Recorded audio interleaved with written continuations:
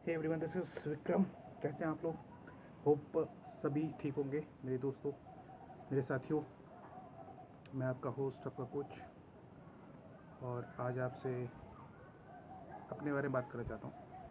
Seriously अपने बारे में बात करूँगा, अपने लाइफ के स्ट्रगल्स, अपनी लाइफ के सक्सेस के बारे में, सारी सारी सक्सेस चीज़ों के बारे में आज शेयर करूँगा आपसे।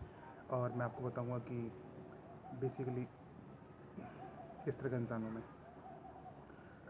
जब मैं छोटा हुआ करता था यार, मैं बहुत शाय हुआ करता था। ज़्यादा किसी से बात ना करना, किसी अपने आप में ही रहना, अपने ही सेल्फ ओरिएंटेड हो जाना। और ज़्यादा बहुत शाय था, ज़्यादा बात नहीं किया करता था। स्कूल्स में भी और घर पे भी ज़्यादा किसी से बात नहीं किया करता था। और ख़याली पुलाव बनाता रहता था मैं। बहुत सारे ख़याली पुलाव बनाता रहता था और चीज़ों को खुद से करने में लेकिन बिलीव किया करता था। किसी के ऊपर डिपेंड ना रहना और खुद से चीज़ों को करना, खुद से कोई भी किसी का सपोर्ट ना लेना। ये एक्चुअली मेरी आदत रही है। मैं शुरू से किसी का सपोर्ट नहीं लेता हूँ। खुद जो करना होता है मैं खुद से ही करता हूँ। और ज़्यादा ग्रुप बनाना, ज़्यादा दोस्ती यारी करना, ये मुझसे नहीं हो पाता है। सर, यही प्रॉब्लम होती है। उसके बाद मैं आपको बताऊं कि मैंने PCM से वो किया हुआ, 10-12 किया हुआ है। उसके बाद मेरे ठीक ठाक परसेंटेज थे। फिर मैंने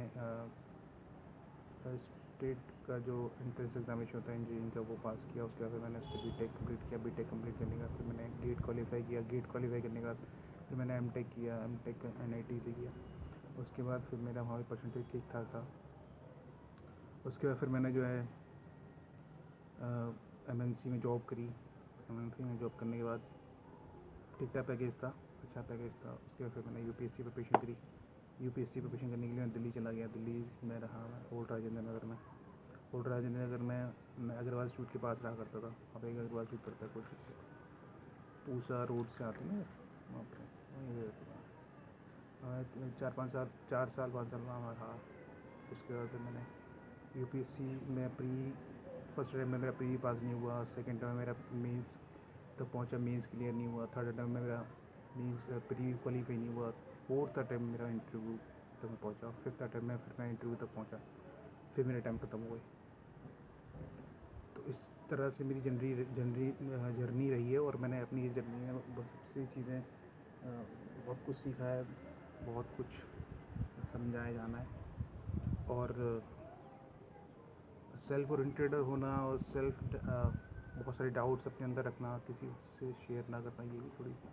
चलिए, अपनी जर्नी के साथ साथ मैं आपको कुछ बताऊंगा जो मैंने क्या चीज़ ठीक थी, क्या चीज़ गलत की।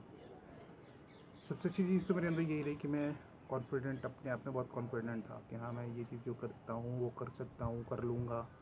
और अपने प्रति बहुत ईमानदार हुआ करता था मैं। जो भी मैं काम हाथ में लिया करता था उसको मैं पूरी तरह से अपनी जी जान लगा के पूरा करने की कोशिश करता हूँ। ये मेरा है थोड़ा सा। और नहीं होना ना होना ये बात की बात होती है। उसमें होगा कि नहीं होगा, कंप्लीट सिचुएशन कैसी रहेगी। पर मैं किसी काम को हाथ में लेता हूँ तो मैं पूरी तरह से करने की कोशिश करता हूँ। उसके बाद फिर क्या होता है, अच्छा, मेरे अंदर सबसे बड़ी कमी यही है कि मैं बहुत जल्दी किसी पर विश्वास कर लेता हूँ। बहुत जल्दी बिलीव कर लेता हूँ किसी पर। और उतना फिर बिलीव करने में फिर मैं उससे मैं एक्सपेक्टेशन बना लेता हूँ कि जैसा मैं इसके साथ कर रहा हूँ, मैं इसके साथ हूँ, ये सामने वाला ही मेरे साथ इसी तरह से करे, इसी तरह से रिएक्ट करे, इसी तरह से करे। तो वो चीज़ मुझे इतने परसेंटेज के साथ नहीं मिल पाती है। मैं 100% दे देता हूँ और मुझे 50% भी नहीं रिटर्न में मिल जाता है। तो बहुत सारी चीज़ें ये फिर बाद में उस चक्कर में मेरा जो है समय ख़राब हो जाता है। बहुत सारी रिग्रेट्स हो जाते हैं, फील करता हूँ मैं। फिर फिर धीरे धीरे मेरा मन इन उचट गया लोगों से। बहुत लोगों पे विश्वास नहीं करता मैं। दूसरा जो है, अब मैं आपको कुछ इंसिडेंट्स बताता हूँ अपनी लाइफ की। सबसे पहले जैसे कि पहले तो ये बताता हूँ कि मैं जब बीटेक फर्स्ट ईयर में मैं था ना, तो बीटेक फर्स्ट ईयर में मेरी बैक लगी थी 2 सब्जेक्ट में। तो मैंने किसी की हेल्प नहीं ली, ना किसी से कुछ ज़्यादा डिस्कशन करना, ना किसी की हेल्प लेना, और अपने आप में ही मस्त रहना, अपने आप से ही करना। तो उस चक्कर में मेरी जो है 2 बैक आ गई। 2 बैक आने के बाद सेकेंड ईयर में जब मैं गया, सेकेंड ईयर में मैंने ये ठान लिया था कि मेरी बैक नहीं आनी चाहिए और मैं चीज़ों को अच्छे से करूँगा। तो मैंने की, मैंने बैग भी क्लियर की और विदाउट बैग फिर मैंने कंप्लीट किया बीटेक। तो मेरे जो एचओडी सर हुआ करते थे वो बोलते थे कि पहले तुमको ये पता था किसकी बैग आई हुई है, तो वो मुझे हल्के में लिया करते थे। तो वो बोलते थे कि जब मैं सेकेंड ईयर में 52% के साथ मैंने क्लास अपना जब वो टॉप किया, तो सर बोले अरे भाई छुप और रास्ता में, भाई विक्रम तो छुप और रास्ता में। तो उस तरह की चीज़ वो हुई है। दूसरी चीज़ ये हुई कि मैं प्यार में बहुत जल्दी पड़ जाता था। प्यार में मतलब कि मैं ये चाहता था कि जैसे कि जितना प्यारा इंसान मैं हूँ, जितना मैं लोगों के बारे में अच्छा सोचता हूँ, लोगों की सपोर्ट करने के लिए तैयार रहता हूँ, लोगों को हेल्पफुल, है ना, उसी तरह से मैं सोचता था कि मुझे मेरे साथ भी लोग हेल्पफुल होंगे, सपोर्ट में खड़े होंगे, ये वो। पर ऐसा होता नहीं है। आप जिस तरह से होते हैं सब जरूरी नहीं सामने वाला भी उसी तरह से हो, उसी तरह से चीज़ों को सोचता हो, उसी तरह से चीज़ों को लेता हो। पर ऐसा होता है ना कि अंडरस्टैंडिंग मैच होना बहुत जरूरी होता है। अंडरस्टैंडिंग मैच नहीं हो पाती है तो फिर ज़्यादा दिन तक रिलेशनशिप्स या चीज़ें नहीं हो पाती हैं, ऐसा होता है। बहुत से लोगों बहुत, अब जैसे मेरे दोस्त वो सब सिगरेट वगरेट भी पिया करते थे, ड्रिंक विंक किया करते थे, पर मैं ड्रिंक विंक नहीं करता था। हाँ, मैं उनके साथ एक दो बार बैठा, एक दो बार बैठने के बाद फिर मैंने रियलाइज़ किया कि नहीं यार ये चीज़ हैबिट के लिए नहीं है, एडिक्शन के लिए नहीं है। एडिक्शन और हैबिट मेरे अंदर एक चीज़ बहुत सही है कि मैं किसी चीज़ का एडिक्ट नहीं होता हूँ। मैं अपने आप को रोकने जानता हूँ कहाँ पर रुकना है। लेकिन मैं तो थोड़ा सा कभी कभी जब छोटा हुआ तब थोड़ा सा इस चीज़ को कम समझ पाता था, लेकिन जब मैं धीरे धीरे बड़ा होता गया तो इस चीज़ को समझ गया कि हैबिट और एडिक्शन में क्या है। हैबिट ये होता है कि अगर आपने कभी कभी कोई चीज़ की, आपको समझ में आ गया कि भाई ये चीज़ ख़राब है, ये चीज़ गलत है, ये नहीं चीज़ में नहीं करनी चाहिए, उस पर फिर मैं ज़्यादातर वो नहीं किया करता था। सॉरी। तो कुल मिला के कहने मतलब यही है कि उसकी वजह से भाई मैं आपको एक अपना इंसिडेंट बताऊँ कि अच्छा, हमेशा इंसान को, मैं आप लोगों को ये सब बातें इसलिए बता रहा हूँ क्योंकि आप लोगों को भी सेल्फ ओरिएंटेड होना है, अपने आप में ये चीज़ विश्वास करनी है कि हाँ हम जो काम कर हाथ में लेंगे किसी काम को, तो उस काम को प्रॉपरली पूरे अच्छे तरीके से ईमानदारी से करेंगे और उसको करके दिखाएंगे। ठीक है। दूसरी चीज़ ये है कि ज़्यादा किसी पे डिपेंड नहीं होकर रहना है, अपना काम खुद से करना है, आलस में नहीं रहना है, सेल्फ डाउट में नहीं रहना है। ये काम हमें ईमानदारी से हम करेंगे और पूरे कंसिस्टेंसी के साथ करेंगे तो वो चीज़ें जो भी हमारे साथ दिक्कत क्रिएट कर रही हैं वो दिक्कतें धीरे धीरे अपने आप सब कम हो जाएंगी, सब सॉर्ट आउट हो जाएंगी। ठीक है। दूसरी चीज़, तीसरी चीज़ ये है कि ज़्यादा इमोशनल नहीं होना लाइफ में, हमेशा लॉजिकल बातों पे ध्यान देना है, हमेशा लॉजिकल बातों को ही मानना है। जो चीज़ें हो रही हैं वो, और जो हो चुकी हैं वो, और जो हम कर सकते हैं वो, उनमें बहुत ज़्यादा अंतर है, डिफरेंस है। तो उन सब चीज़ों को समझना है। सबसे पहले अपने अंदर की जो दम है ना, कुब्बत है, उसको समझना है। और एक बार अगर आपने डिसीजन ले लिया तो फिर वो डिसीजन पे अमल करना है, पूरी ताकत से उसको कंप्लीट करने की कोशिश करनी है। होना ना होना वो बात की बात है, पर ताकत लगानी है। ये सब चीज़ें हैं। और इमोशनल मैंने इसलिए बोला कि इमोशनल एक्चुअली क्या होता है ना कि हम ह्यूमन बीइंग हैं तो प्यार और रेस्पेक्ट, प्यार, ये सब चीज़ें सबको चाहिए होती हैं, पर वो पॉसिबल नहीं होता है। सब चीज़ें मिल जाना पॉसिबल नहीं होता है क्योंकि हर कोई आपकी तरह नहीं होता है। आप जिस तरह से सोचते हैं, समझते हैं चीज़ों को, लोगों को इस तरह से लेते हैं, सामने वाला उस तरह से आपको नहीं लेता है या उस तरह से नहीं समझता है। बात ये है।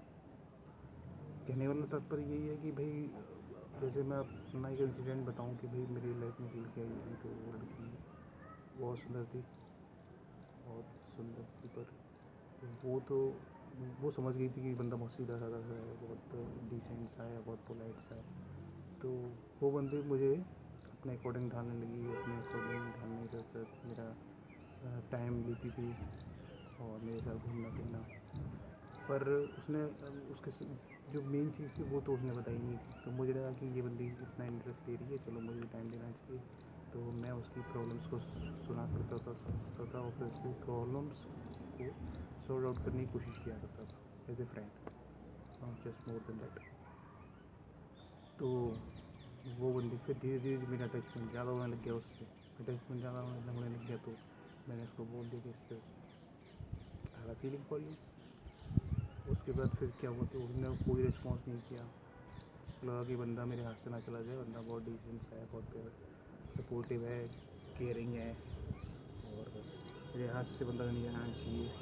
तो पर मुझे थर्ड पार्टी के थ्रू ये चीज़ मालूम पड़ी, और फिर लास्ट में उसने मुझे ये चीज़ बताई कि उसका ऑलरेडी बॉयफ्रेंड है पहले से, और उसके साथ वो रिलेशन 7-8 साल से रिलेशनशिप में है, 8 साल से रिलेशनशिप में है उसके साथ। वो बहुत टाइम तक साथ में रहे वो लोग। इस बात को जब मुझे मालूम पड़ा तो यार बड़ा ही मुझे ये लगा कि भाई ये चीज़ मैंने इससे पूछी थी, पर उसने मुझे ये चीज़ बताई क्यों नहीं। तो आपका समय ख़राब हुआ। तो मैंने ये चीज़ इसलिए बताई है कि ताकि आप लोग इमोशनल नहीं हो ना भाई। इमोशनल होने का मतलब ये होता है कि आप लॉजिक का जो ब्रेन आपका जो लॉजिकली काम करता है ना, वो काम करना कर देता है बंद, और हर चीज़ को समझने में और किसी भी काम को पूरा करने में आपको अपने हार्ट दिल से कम और दिमाग से ज़्यादा सोचना है, तभी आप सक्सेसफुल हो पाएंगे। अगर आपने ये सोच लिया कि हमें चीज़ों को दिल से ही करना है, सब चीज़ें दिल से नहीं होती हैं, कुछ चीज़ें दिमाग से ही होती हैं, और दिमाग दिल दोनों का उपयोग करना चाहिए, लेकिन हमें पता होना चाहिए हमें कहाँ पर दिमाग का, कहाँ पर अपने इमोशंस का इस्तेमाल करना है। वो चीज़ें आ जाती हैं जब हम ठोकर खाते हैं धीरे धीरे चीज़ों को।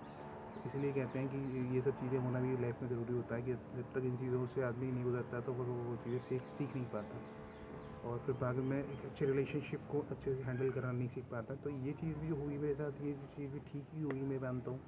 इसमें मैं किसी को वो ब्लेम नहीं करूँगा, ना किसी को दोषी ठहराऊँगा, ना खुद को दोषी ठहराता हूँ, ना किसी और। पर इस चीज़ से मैं समझ गया हूँ कि हाँ भाई, हमें इमोशनल नहीं होना है, हमें लॉजिकल चीज़ों पे ध्यान देना है, लॉजिकल चीज़ों पे ध्यान देते हुए चीज़ों को हैंडल करना है।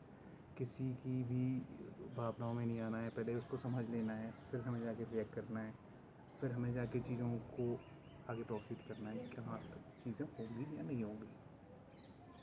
उससे ये होता है ना कि हम अपना टाइम वेस्ट नहीं करते हैं, अपने इमोशंस को हर्ट नहीं करते हैं, अपने आप को हर्ट नहीं करते हैं, और चीज़ों को तुरंत कवर कर लेते हैं, कंट्रोल में कर लेते हैं।